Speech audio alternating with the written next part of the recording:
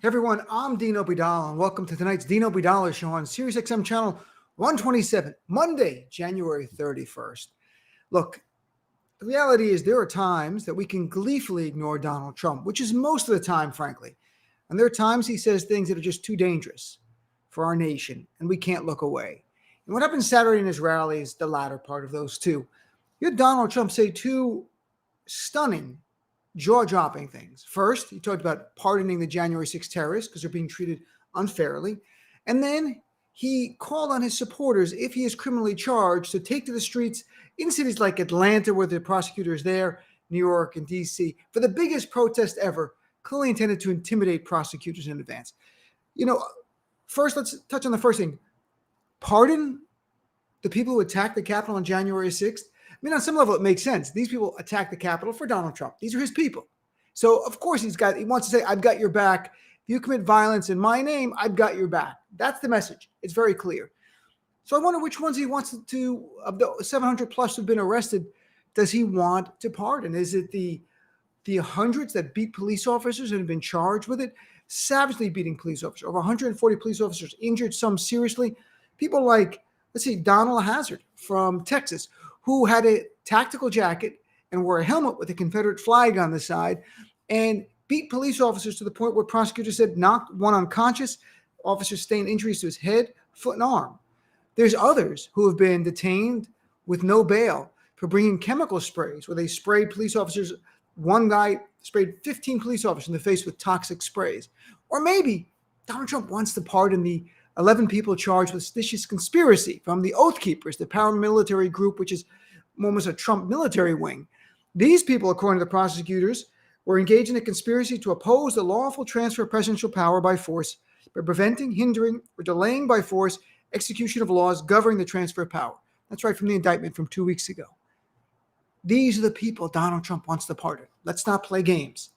It is the terrorists. When I say terrorists, that is technically correct because FBI Director Christopher Wray and the Department of Justice has said January 6th was an act of, quote, domestic terrorism. Why? It was violence used for political goals. That's domestic terrorism under federal law. We're not speculating. That's what it is. Everyone involved in January 6th is a terrorist. It's 2 + 2 = 4. If you're engaged in an act of domestic terrorism, you are a terrorist. Donald Trump wants to pardon the terrorists who attacked our Capitol. And except for a few members of the Republican Party, they're silent. And let's put aside this bullshit that they're silent because they fear him. They're not silent because they fear him. They're silent because they agree with him. Even if they don't agree with the attack, they want the power that will deliver.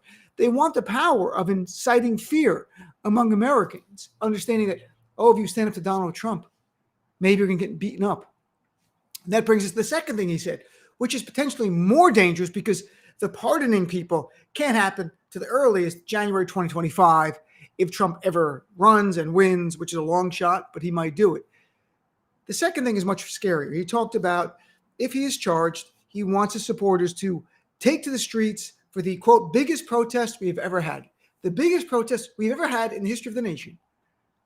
Now, when you couple that with the same speech where he said those who committed acts of terrorism in his name, he'll pardon, what do you think the message is here? The message is intimidate prosecutors, attack courthouses if I'm charged, free me if I'm in a prison. That's what this is going on. In fact, a short time ago, the Fulton County District Attorney, who just last week got approval for a special grand jury to investigate Donald Trump for potential election interference in the 2020 election, said she asked the FBI for more protection for the courthouse. Now, pre-January 6th, you might say, well, that person's being over the top. After January 6th, it is a very responsible request. You'd rather be safe than sorry. You don't want the police officers in Fulton County guarding the courthouse to be brutally beaten and overrun by Trump supporters. This, over and over, you have to understand, this GOP is down with Trump. They love Trump. A CBS poll that just came out 2 weeks ago, 55% of Trump supporters, of GOP members, not just Trump supporters, 55% view January 6th not as terrorism, but as an act defending freedom. Think about that. They saw that terrorist attack where police officers were brutally beaten, that they built a gallows to kill Mike Pence. They were hunting down other elected officials.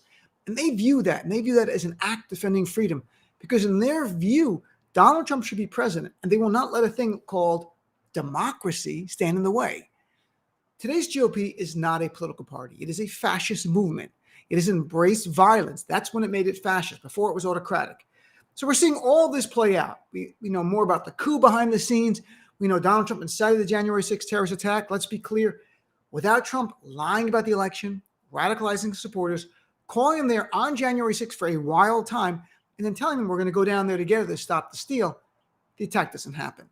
And now we have Trump out there dangling pardons to people to send a message to commit more acts of violence, threatening prosecutors.